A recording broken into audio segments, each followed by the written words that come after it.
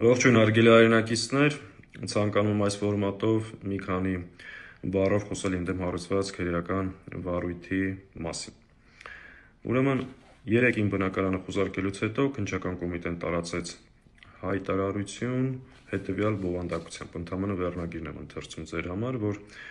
արգելանքի տակ գտնվող գույքի նկատմամբ ապօրինի արարք կատարելու եւ գույքի մասին հայտարարագիր ներկայացնելուց խուսափելու առթիվ նախաձեռնել քրեական վարույթ։ Եթե ամենամեղմ կերպով ձևակերպեմ, այս բովանդակությամբ քննչականի հայտարարությունը իրականության հետ որևէ աղերս եւ առնչություն չունի։ Ինչի՞, նախ ես արգելանքի տակ գտնվող որևէ գույքի նկատմամբ որևէ գործողություն չեմ արել եւ դա փաստ է, այսինքն գույքը արգելանքի տակ դնելուց հետո ես որևէ գործողություն չեմ արել եւ քննչական կոմիտեն որևէ փաստ եւ որևէ հիմք դրա հետ կապված չունի։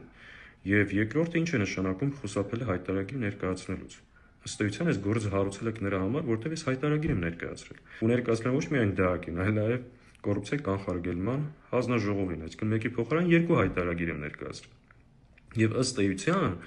ես եմ այդ հայտարարագրով բացահայտը, որ ես ունեմ կանխիկ գումար, ընդ որում տարիներ շարունակ եմ դա հայտարարագրը,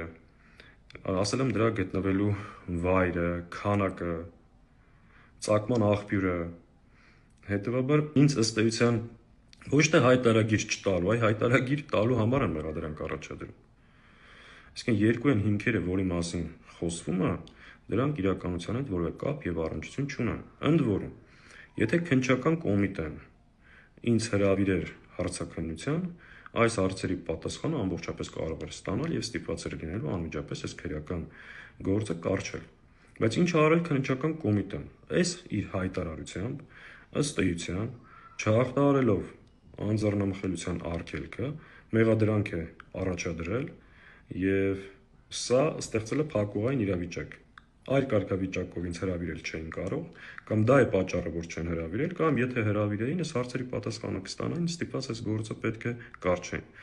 Հետևաբար այն, ինչի համար ինձ մեղադրում են կամ փորձում են այս քարոզչական հարձակումներով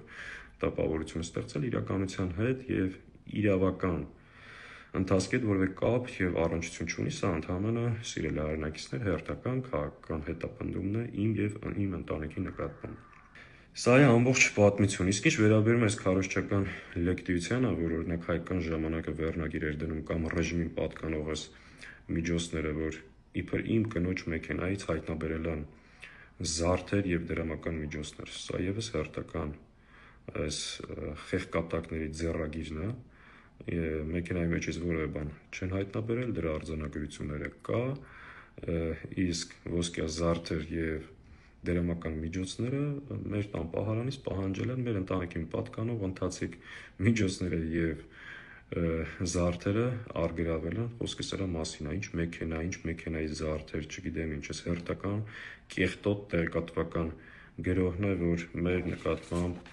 տեղի է ունենում։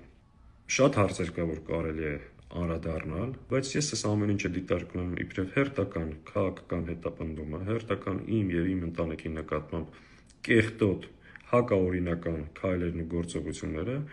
եւ գնում ենք մեր իրավունքները պաշտպանելու ճանապարհով ու ընդհանրապես ասում, որ այս ճանապարհով, այս միջոցներով, այս քայլերով որևէ հաջողության չեք հասնել։ Առայժմ այսքան է, ես փորձեցի մի քանի բառով ներկայացնել ինչ է կատարվում։ Ի պատասխան բազմաթիվ հարցերի, զանգերի, իմիջիայլոց հատուկ շնորհակալություն այն մարդկանց, ովքեր այս ընթացքում իրենց աջակցությունն են հայտնել ինձ եւ իմ ընտանիքին։ Իմացեք, որ նման քայլերով որևէ կերպ փոքր, ասած աննշան նույնիսկ չեն կարող կաշկանդել իմ քաղաքական գործունեությունը, ասած բաներ այս ընթացքում շատ են տեղի ունեցել եւ սա հերթական քայլն է, որը որևէ ազդեցություն նորից եմ կրկնում չի ունենալու։ Եվ անկախ ամեն ինչից չպետք է նաև թույլ տանք, որ նման քայլերով եւ վերաբերմունքով մեզ շեղեն մեր հիմնական օրակարգից ու հիմնական անելիքից եւ գլխավոր քաղաքական պայքարը առջևում է ու միասին շատ գործ ունենք անել։